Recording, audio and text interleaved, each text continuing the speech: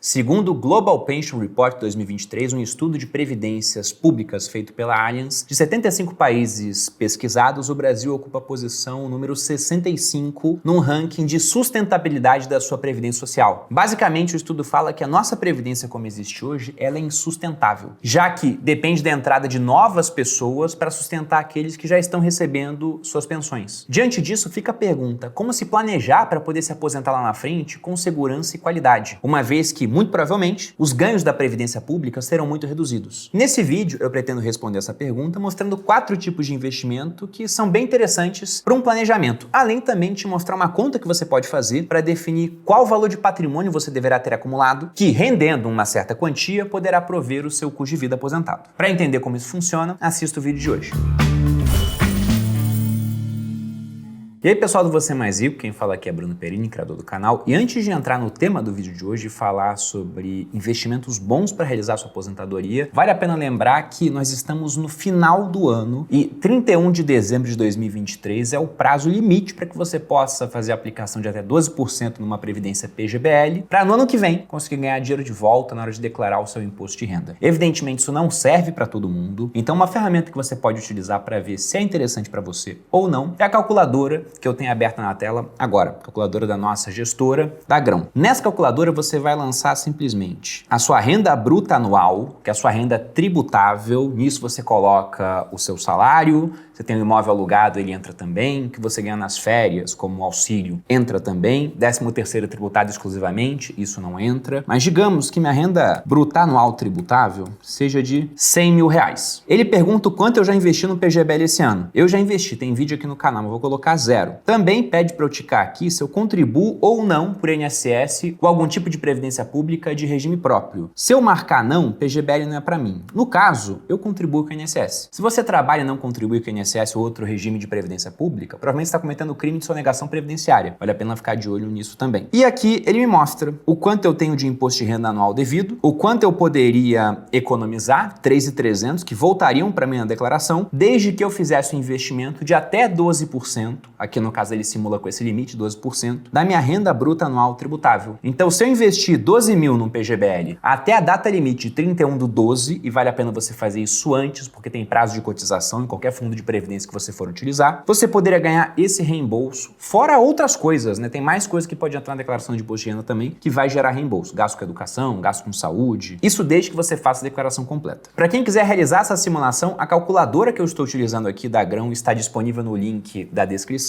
E também vai estar aparecendo um card de um vídeo que eu fiz há pouco tempo, mostrando o investimento numa previdência PGBL e explicando todo o processo, inclusive como você pode fazer a simulação utilizando o programa de declaração de imposto de renda de pessoa física, fornecido todo ano pela Receita Federal. E aí lá, através dos dados do último ano, você conseguiria ver se no último ano você poderia ter feito uma previdência. E provavelmente nesse ano, seus números devem estar mais ou menos parecidos, então dá para você transportar a mesma análise. E aí teremos pessoas que ficarão alegres e teremos pessoas que verão, infelizmente, que deixaram muito dinheiro na mesa nos últimos 5, 10, 20, às vezes até 30 anos. Pois é, isso acontece. Então, veja isso o mais rápido possível. E eu lembro que o limite é 31/12. Depois você terá perdido mais um ano de um benefício que você poderia ter ganho. Agora entrando na temática do vídeo numa introdução, antes de chegar nos investimentos, mas já adianto que um deles seria uma previdência privada por mais detalhes que estarão à frente. Mas quando a gente pensa em aposentadoria, e quando eu digo a gente, população no geral, né, aquela com a mesma cultura, os brasileiros, no geral, o brasileiro ele é pouco propenso a pagar por prevenção e ele é muito mais propenso a pagar mais caro depois pela resolução dos problemas. Se você pega até medicina preventiva, pelo nome, né, prevenção será uma medicina que deveria evitar problemas, mas grande parte da medicina preventiva hoje ainda é detectar o problema quando ele está no seu comecinho. Olha, achei um câncer aqui no comecinho. Isso não é prevenção, isso é detecção precoce. E quando a gente fala de previdência, o interessante é que você se previna para não ter problemas no futuro, mas infelizmente não é o grosso que a população faz. E aqui eu vou começar citando um dado de um estudo de risco de longevidade feito pela plataforma Super Rico. Lá eles viram que dos brasileiros ativos, 49% acreditam que a poupança vai garantir a aposentadoria. E quando eu digo poupança, é literalmente a aplicação poupança, aquela que perde para a inflação geralmente ano após ano. Uma parcela menor de 21% acredita que possa viver com benefício pago pelo INSS, ou seja, aí nós temos 70% do estudo, o que pode ser extrapolado para a população brasileira. E os outros 30% restantes, aí sim, eles se dividem entre juntar parte dos lucros de negócios próprios, investir investir em previdência privada, em aplicações, locação de imóveis próprios. Então veja que, do universo pesquisado, só 30% acredita em construir alguma coisa à parte, com investimentos em si, enquanto os outros 70% se dividem em uso de previdência pública ou utilizar a poupança para isso. Francamente, isso é quase como falar que 70% acredita em Papai Noel. Como é que a poupança, que sempre perde para a inflação, vai garantir sua aposentadoria? Ou o INSS? E aí, quando a gente pega um outro estudo, esse aqui de 2020, a coisa é ainda pior. Porque se apenas 21% acreditam em INSS, como nós vimos nesse estudo anterior da Super Rico, esse aqui mostra que 90% dos brasileiros não poupam dinheiro para aposentadoria. Eles não acreditam em grande parte no INSS, mas mesmo assim não poupam recursos. Então como que eles vão ver lá na frente? Simplesmente não se preocupam com isso. E aí quando a gente vai para um estudo que já pega os brasileiros aposentados, o que nós temos aqui, 7 em cada 10 aposentados acham que o dinheiro que eles têm vindo da aposentadoria, principalmente previdência pública, não é o suficiente para viver com qualidade. Até porque, desse total de brasileiros, se anteriormente a gente viu que 90% não poupam recursos, agora nós vemos que 90% dependem de previdência pública, justamente porque não pouparam recursos e a previdência pública ela é obrigatória, ela é um imposto. Se você trabalha e você não contribui com o INSS ou algum outro tipo de previdência pública, de regime próprio, para quem, por exemplo, é militar ou é algum tipo de funcionário público que tem esse regime próprio, como eu já disse anteriormente na introdução, você está inclusive cometendo o crime de sonegação previdenciária. Então você é obrigado a contribuir. Só que o grande ponto é que a maior parte do pessoal que contribui com previdência pública vive com muito pouco. 70% recebem apenas um salário mínimo, cerca de R$ 1.320. De modo que, para continuar bancando seus custos de vida, as pessoas são obrigadas a trabalhar, a depender de parentes, a depender de caridade. Citando um gráfico feito pelo IBGE há anos, mas que provavelmente se mantém muito atual, apenas 1% dos aposentados brasileiros se diz financeiramente independente. E esse 1% você pode apostar que em grande parte também depende de previdência pública, mas devem estar ganhando próximo do teto da Previdência ou são beneficiados com algum tipo de regime próprio, onde há melhores pagamentos. E qual o grande problema dessa dependência em excesso do brasileiro em relação ao INSS? O problema é pensar em um sistema. Se você pensa que todos dependem de um único ponto central, se algo acontece com esse único ponto central, o sistema desmorona. E atualmente o INSS, apesar da reforma da Previdência feita em 2019, enfrenta problemas. Se nós pegamos uma manchete do começo desse mês, veja que o rombo do INSS neste ano, que não está acabado ainda, já é maior do que o rombo de todo o ano de 2022. E nos próximos anos, a expectativa é de mais crescimento dessa defasagem do que se gasta em relação àquilo que se arrecada, o que contribui para o descontrole das contas públicas. Se você entra no site Tesouro Transparente e vê o gráfico dos gastos do governo, de longe, apesar de não estar crescendo mais tanto quanto antes após a reforma da Previdência, o maior gasto que temos ainda é com o pessoal do regime geral de previdência social, ou seja, INSS. Se você soma com mais pessoal da ativa e regimes próprios de previdência, dessa lista de gastos, uns 70% são apenas com o pessoal, sendo que o pessoal da ativa vai se aposentar um dia. E graças a uma longevidade maior que nós temos, ainda bem, estamos vivendo mais, irá receber pagamentos durante bastante tempo. Mas aí que mora o problema, que é a questão da sustentabilidade do nosso regime previdenciário. Se citamos um estudo feito nesse ano com 75 países, o Brasil tem a 75ª pior previdência em termos de sustentabilidade. Sendo que esse mesmo estudo foi feito lá em 2020, nós éramos o 43 da lista. Agora nós caímos mais 22 posições, somos os 65. E por que nós estamos tão mal colocados? Segundo o pessoal que fez esse estudo, ele foi produzido pela Allianz, o nome dele é Global Pension Report, é do ano de 2023. O grande problema da Previdência Social brasileira é que ela é basicamente um esquema de pirâmide. O que eu quero dizer com isso? O pessoal que está aposentado depende da contribuição do pessoal que está na ativa. Ou seja, como o estudo deixa claro, esse tipo de regime ele é insustentável. Uma hora ele tende a colapsar à medida que menos pessoas ativas estão presentes na economia para sustentar uma base inativa que fica cada vez maior por conta da longevidade. E o mais interessante é que a pirâmide da nossa Previdência Social está ruindo porque a pirâmide etária também está ruindo. Como vocês podem ver na tela, eu estou colocando um gráfico aqui que mostra a população residente no Brasil, comparando em linhas mais claras, verde claro e laranja claro, a população lá em 2010, homens e mulheres, e agora 12 anos depois, pegando o ano acabado de 2022. Veja que a base da pirâmide lá em 2010 era mais larga e o topo era mais estreito, ou seja, você tinha muito mais gente economicamente ativa para sustentar menos pessoas inativas. Hoje, a base já está se estreitando, enquanto o topo está se alargando, então a pirâmide está virando cada vez mais uma torre. E à medida que isso acontece, há mais pressão sobre as contas públicas porque a contribuição desse pessoal da ativa não é mais suficiente para sustentar o pessoal que está aposentado. E aí você pode pensar, bom, mas lá na frente a conta vai fechar, a gente se acerta de alguma forma. E na verdade a tendência é o contrário. Para que a base da pirâmide voltasse a crescer, os brasileiros precisariam ter cada vez mais filhos. E a tendência é de menos filhos. Isso é uma tendência demográfica, não é que demografia consiga prever futuro, mas ela dá uma razoável certeza do que virá à frente. Inclusive, fica aqui o convite para assistir o podcast de amanhã, lá no Sócios, que será especificamente sobre esse tema, demografia, e para isso eu convidei o pessoal da gestora Dália, que é uma gestora que eu respeito muito, tem ótimas ideias, bom track record de investimentos, cabeças brilhantes. E se a gente olha para a tendência demográfica brasileira, bom, nos últimos 30 anos a população cresceu cerca de 70%. Para os próximos 30, a expectativa é de um crescimento zero. Se a gente olha hoje o número de filhos, o que nós temos é que a média de filhos por casal está em 1,64. Essa é a média atual. Sendo que, pensando apenas em reposição da população sem crescimento, o ideal seria ter uma média de 2,1 filhos por casal. Por que 2,1 filhos? Primeiramente 2, porque se cada casal tem apenas um filho, então 4 pessoas têm 2, 2 tem 1, a população vai reduzindo pela metade. Com 2, teoricamente, ela se manteria, mas vamos lembrar que ainda há algum tipo de mortalidade infantil, muito menor do que lá atrás, mas ainda existe. Você tem pessoas que não irão ter filhos, algumas intercorrências, então por isso 2,1 filhos por casal. Nós estamos abaixo dessa média. Tem pessoas que levam para cima? Tem, mas até certa dificuldade, quando a gente olha para as tendências, para que uma família consiga achar imóveis em grandes cidades, para ter mais filhos, porque geralmente você não vê um imóvel sendo feito para famílias com 5 filhos, com 4 filhos. O padrão de lançamentos imobiliários numa grande cidade é um imóvel com 2 quartos. Um desses quartos reversível para um escritório. Então veja que já estão prontos para famílias sem filhos ou apenas com um filho. A minha irmã, como todos sabem, pelo menos a maioria que me acompanha no canal há mais tempo, trabalha com leilão de imóveis. Ela já cansou de arrematar imóveis em prédios novos aqui em São Paulo que não tem play para criança, mas tem play para cachorro, play para pet. Para criança não tem, mas para os pets tem. Curiosa essa tendência, mas vem acontecendo. E aí citando aquilo que é previsível, envelhecimento da população, pegando desde lá de trás até a época atual e extrapolando para o futuro. Em 1980, a população brasileira com 65 anos representava 4% do total do Brasil. Em 2022, esse número atingiu 10,9%, segundo o registro nos censos demográficos. Para 2050, esse número que hoje está em 10,9% vai chegar na casa dos 25%. Sendo que se eu for pegar a população com mais de 60 anos em 2050, é 30%. Aí não é 30 mais 25, não dá 55, é 30 e dentro desses 30 tem essa parte, né? 25% com 65 anos ou mais. Em 2050, inclusive, eu estarei com mais de 60 anos. Ou talvez já esteja se você acredita no que você vê no Google quando pesquisa Bruno Perini idade. E para fechar essa parte de dados, eu vou extrapolar mais ainda para frente, mas agora com um estudo feito pela ONU. A ONU vê que a cada 100 pessoas ativas, hoje nós temos um total de 43,2 pessoas que são dependentes, ou seja, que dependem propriamente do trabalho das pessoas ativas. Para 2100, daqui a menos de 80 anos, nós teremos para cada 100 pessoas ativas, 86 pessoas dependentes. E a não ser que algo mude muito em termos de tendência demográfica, o que é difícil de acontecer, veja que aquilo que nós conhecemos hoje como previdência social provavelmente vai ter que mudar muito ao longo do tempo, do contrário será insustentável, já que pelo menos para o regime de previdência brasileiro nós somos extremamente dependentes de crescimento populacional. Do contrário, o sistema irá ruir. Nós dependemos da entrada de novas pessoas para continuar sustentando as contribuições para as antigas. Feito esse disclaimer, você deve estar pensando, caramba, como é que eu faço então, já que eu não vou poder contar com previdência social? E na verdade nós não sabemos se você não poderá contar, mas eu acho que é muito mais interessante você se preparar para não depender disso. Use uma previdência social como um bônus, alguma coisa que venha a mais, provavelmente com pequenos valores. E já que você não pode contar com isso, o que você pode fazer é montar sua previdência por conta própria. E aqui eu vou colocar algumas sugestões de investimentos para isso, mas lembre-se do seguinte, não existe uma bala de prata em termos de alocação voltada para a previdência. Você tem soluções melhores, outras nem tanto, mas o ideal é que você monte uma carteira diversificada e que essa carteira diversificada te mantenha durante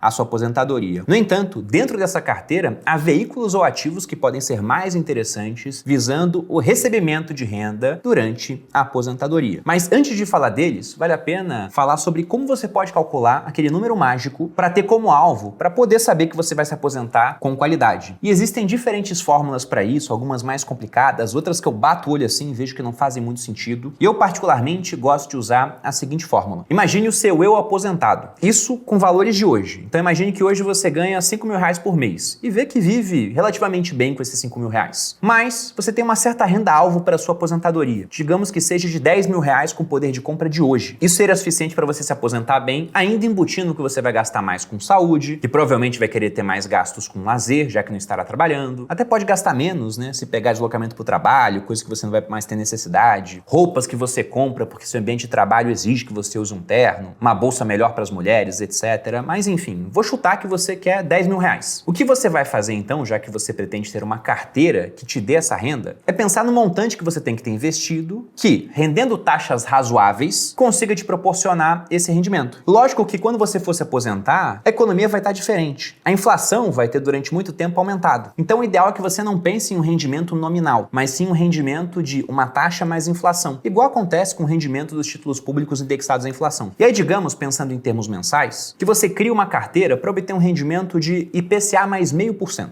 o que é um rendimento relativamente tranquilo de ser obtido hoje, nessa época de juros altos que temos aqui no Brasil. Os títulos públicos pagaram durante bastante tempo IPCA mais 0,5% ao mês, ou IPCA mais 6% ao ano, mais ou menos. Títulos privados pagam mais do que isso ainda. E aí, pensando em IPCA mais meio, veja que a parte do IPCA você não irá mexer, para que a sua carteira continue crescendo pelo menos o IPCA ao longo do tempo. Já o 0,5% é aquilo que você vai retirar da sua carteira para poder bancar o seu custo de vida aposentado, nesse caso 10 mil reais. Veja que dessa forma a conta fica simples, porque você tem que ter um montante que, rendendo 0,5% ao mês, te daria os 10 mil reais. Que montante é esse? Basta dividir 10 mil por 0,5%. Colocando 0,5% em decimal, dividir ele por 100, você está dividindo 10 mil por 0,005. O resultado disso, 2 milhões. Ou seja, um patrimônio de 2 milhões a valores de hoje, que seria capaz de te dar essa renda de 10 mil reais. Bruno, eu preciso de 20 mil reais, então são 4 milhões. Bruno, eu preciso de 5 mil, então é 1 milhão. Mas isso a valores de hoje. Com o tempo, você pode ir corrigindo esses valores por inflação. Sua carteira em si vai estar sendo corrigida por inflação. E aí chegamos na cereja do bolo, onde investir o dinheiro para conseguir essa rentabilidade. Pensando mais especificamente em renda durante a fase de aposentadoria. Como eu já disse, o ideal é uma carteira diversificada, mas dentro dessa carteira eu enxergo certas fatias que estariam mais destinadas a prover essa renda. A primeira delas seria uma fatia colocada em previdência privada, que muita gente enxerga como aquele investimento que vai te aposentar. Eu enxergo de maneira diferente. Se eu pego a minha carteira estruturada, até 10% do que eu tenho pode estar em previdência privada. Por quê? Porque é um veículo e lá dentro você pode ter os ativos que você quiser, mais voltado para renda variável, com mais alocação no exterior, com zero alocação lá, totalmente em renda fixa. Você escolhe o que você vai querer numa previdência privada, basta achar aquele fundo que mais se identifica com o que você acredita. E tudo isso vai estar numa casca previdenciária que tem inúmeras vantagens. Primeiro, o fato de que previdência não tem o come cotas, que está tão presente em vários fundos, e a partir da mudança de lei, no ano que vem, até para fundos exclusivos e para offshores. Só que no offshore apenas uma vez ao ano. Para fundo exclusivo, igual nos fundos multimercado, fundos de renda fixa, 2 vezes ao ano. E esse come cota significa que sempre no final de maio e de novembro, há um pagamento de imposto de renda de no mínimo 15% do lucro. Já na previdência privada, você não tem o come cotas. Então, se você fica 30 anos investido em previdência privada, você não paga imposto nenhuma vez. Se fica 30 anos investido num fundo exclusivo, num fundo multimercado, num fundo de renda fixa, você vai pagar imposto 60 vezes nesse período. E o dinheiro que você paga de imposto vai para o governo e não está mais disponível para que você possa continuar reinvestindo. Você ainda tem benefícios sucessórios, porque previdência não entra em inventário. Há muita discussão, mas pode não pagar o ITCMD, o Imposto sobre Transmissão, Causa Mortes e Doação, que varia de estado para estado, mas pode ser de 4% até 8%. E também é algo que facilita muito o processo de sucessão, porque como não entra em inventário, vai direto para a mão dos beneficiários, dando liquidez para que eles possam pagar os custos do inventário, os honorários advocatícios, o ITCMD para o restante do patrimônio na hora da sucessão. E aqui eu chamo atenção para o PGBL, porque dependendo daquela simulação que eu mostrei na introdução desse vídeo, feito no site da Grão, você ainda pode ganhar dinheiro de volta ao realizar uma contribuição previdenciária. Pegando os valores que apareceram na simulação no começo do vídeo, se eu investisse 12 mil reais, eu teria de volta 3.300. Veja o ganho que eu já tive imediato sobre o meu investimento. Foi um ganho de 27,5%. Esse dinheiro, quando eu receber no ano que vem, eu já posso usar como parte do investimento daquele ano no PGBL. Ou seja, eu já tenho uma alavancagem por conta do dinheiro que eu recebi de volta. Fora que escolhendo um bom fundo, ele vai render mais do que o CDI, sem cobrança de imposto atualmente. E lá na frente, no futuro, aí sim você vai ter que pagar imposto sobre o valor que você investiu. Porque no PGBL você paga imposto sobre o todo, não apenas sobre o rendimento. Mas veja que você deixou de pagar 27,5% agora para deixar o dinheiro investido durante 10, 20, 30, 40 anos. E lá na frente, quando for pagar, você vai pagar imposto sobre tudo, mais o rendimento, mas numa alíquota que pode ser muito mais baixa. Dependendo da tabela que você escolher, se for progressivo e você não tem outras fontes de renda, pode ser 0, 7,5% se tem pouca renda. Ou se você tem renda vinda de outras fontes e vai tirar bastante dinheiro da Previdência, que eu espero que aconteça, é melhor colocar a tabela regressiva e nesse caso a alíquota pode chegar até 10%.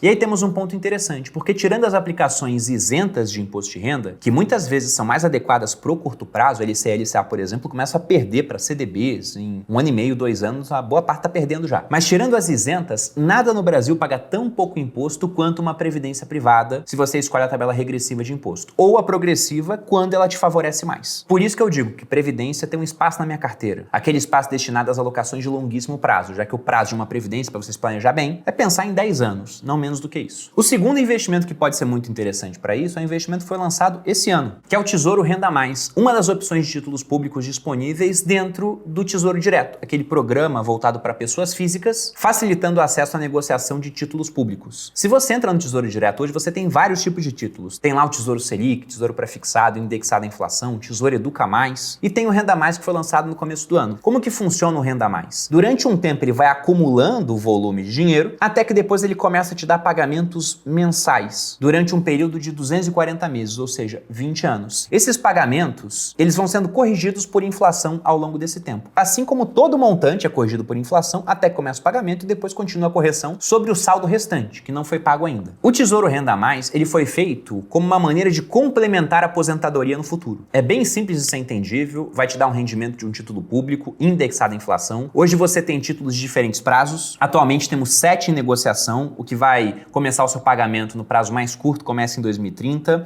o que vai começar o seu pagamento no prazo mais distante começa a pagar em 2065. E como eu disse, depois que ele começa os pagamentos, ele irá te pagar durante um prazo de 240 meses. Ou seja, esse de 2065 só vai acabar de te pagar em dezembro de 2084. É bastante confiança, né? Porque estamos em 2023, como é que estará a parte das contas públicas em 2084? Estamos projetando 61 anos para frente. O real em si foi criado em 94, então veja que ele nem completou 30 anos. Estamos apostando que os pagamentos eles continuarão durando pelo dobro de tempo que a nossa moeda existe. Pô, Bruno, mas esse negócio não é bom? É bom, mas aqui eu friso a questão de que não existe bala de prata. Se você pensa, caramba, não posso contar com previdência pública, então deixa eu me planejar na aposentadoria privada. Como? Comprando títulos públicos. Não faz sentido. Então, por isso que o Tesouro Direto pode ser mais uma alocação na sua carteira. Se quiser especificamente esse, o Renda Mais. Que se você deixar até o vencimento, é taxa zero. Você não tem nenhum custo para aplicar nele. Mas veja que ele não deveria ser a sua resposta previdenciária única. Ele é mais alguma coisa para compor um fluxo de caixa futuro para que você possa se aposentar. E aqui, no caso, teu rendimento vai estar atrelado a título público. Não tem tanta escolha do que você quer dentro do seu portfólio. Por isso que, novamente, ele deve ser uma parte. E os outros dois investimentos, que costumam ser a escolha mais popular daqueles que já estão iniciados no mundo da educação financeira, são as ações e fundos imobiliários. Começando pelos fundos imobiliários, porque eles são ativos mais previsíveis na hora de realizar o pagamento. Afinal de contas, por legislação, eles são obrigados a distribuir 95% do seu resultado dentro de um semestre. E boa parte dos fundos fazem o quê? Pagam mensalmente. Até porque o investidor de fundo imobiliário penaliza aqueles fundos que não têm uma frequência de pagamentos mensal. Não compra aquelas cotas, vai comprar cotas de outro. De modo que é interessante tanto para os fundos quanto para os investidores esse recebimento mensal, que atualmente é isento de imposto de renda, desde que o fundo ele tenha pelo menos 100 cotistas, antes eram 50, mudou agora também, né? Com essa mudança de lei para offshores, para fundos exclusivos, fundos imobiliários também foram contemplados na mudança, mas a notícia boa é que não mudou nada para aqueles fundos grandes que estão listados em bolsa. Então você continua recebendo seus dividendos de maneira isenta. E acho difícil que isso venha a mudar, porque o lobby da indústria imobiliária dentro do Congresso é muito forte, afinal essa indústria gera muito emprego. E alguns até veem fundos imobiliários como aquele investimento ideal para aposentadoria, para compor uma carteira previdenciária. Mas novamente eu lembro, não há bala de prata. Se você volta para o período da pandemia, uma pessoa que tivesse planejado para viver de renda durante aquele período, para contar com a renda apenas de fundos imobiliários, teria se dado mal, como você pode ver aqui nessa manchete, que destaca o fato de que vários fundos imobiliários suspenderam pagamentos durante aquele período porque eles não sabiam como seria o futuro. Então resolveram segurar o caixa, uma vez que eram obrigados a distribuir só no semestre, então esperaram dar o semestre para distribuir. E aí nisso as pessoas poderiam ficar 1 mês, 2 meses, 3, 4, sem receber dividendos. Aí você pensa, vou vender as cotas, mas bom, o preço das cotas tinha caído muito, afinal era o período inicial da pandemia. De modo que novamente lembro, faça uma carteira completa. E fundos imobiliários são mais uma escolha de ativos ou veículos imobiliários que tem vários ativos dentro para você compor a sua carteira. E agora as ações. Elas não têm a periodicidade que os fundos imobiliários têm, mas apresentam outro benefício. Como elas não são obrigadas a distribuir 95% do resultado, o que acontece é que as empresas, e ações nada mais são do que partes de empresas, terão mais recursos na sua mão para investir e crescer mais ao longo do tempo, podendo distribuir mais dividendos no futuro. E esses dividendos, assim como dos fundos imobiliários, também são isentos de imposto de renda. O único, porém, é que não há uma periodicidade tão bem definida no pagamento feito pelas empresas. Você tem algumas poucas ações em bolsa que distribuem de maneira mensal, mas não costuma ser muita coisa. Se eu pego uma da minha carteira, Bradesco, por exemplo, paga juros sobre capital próprio mensalmente, mas sempre num pequeno valor. E faz distribuições maiores em intervalos mais irregulares de tempo. De modo que a compra de ações é muito mais enxergando um crescimento ao longo do tempo para que você possa viver de renda lá na frente, enquanto os fundos imobiliários são ativos mais imediatos para isso. Você pega a carteira de renda variável da minha avó, está recheada de fundos imobiliários, e ela usa parte da renda para pagar o plano de saúde, por exemplo, mas não tem nenhuma ação, porque ela não quer um crescimento para o futuro, para lá na frente ter mais dividendos, ela precisa agora. Só que como a média de público aqui do canal é mais jovem, tem mais ou menos a minha idade, na casa aí de uns 30, 35 anos, muita gente mais nova, né, que eu falo da média, o que eu deixo como recado final é que você pode utilizar esses 4 tipos de investimento para que lá na frente você tenha uma renda maior na sua aposentadoria. Um tesouro renda mais, com prazo compatível com o seu plano de aposentadoria, uma carteira com fundos imobiliários de boa qualidade, com ações de boas empresas que devem crescer mais ao longo do tempo, pagando dividendos lá na frente, não precisa ser imediato, e uma boa previdência privada, lembrando que no caso da previdência você pode resgatar os recursos com certa periodicidade, ou até pegar o saldo total e, entre aspas, vender para uma seguradora, ou comprar um fluxo de pagamento, melhor dizendo, da seguradora, falando: seguradora, tenho 2 milhões aqui, toma esse dinheiro e me dá mensalmente um fluxo durante um período até vitalício, que você pode regular inclusive para ser vitalício, extensivo e herdeiros, ou customizar por um tempo mínimo para receber mais, enfim, tem diversas formas, de modo a se adequar àquele seu planejamento. E novamente fica o convite para usar a calculadora da Grão, porque talvez um PGBL seja muito bom para você e você somente ainda não saiba, portanto faça a simulação. Eu fico por aqui, espero que tenha gostado do vídeo. Se você gostou, dê seu like, se inscreva no Você Mais Rico, um grande abraço e até a próxima.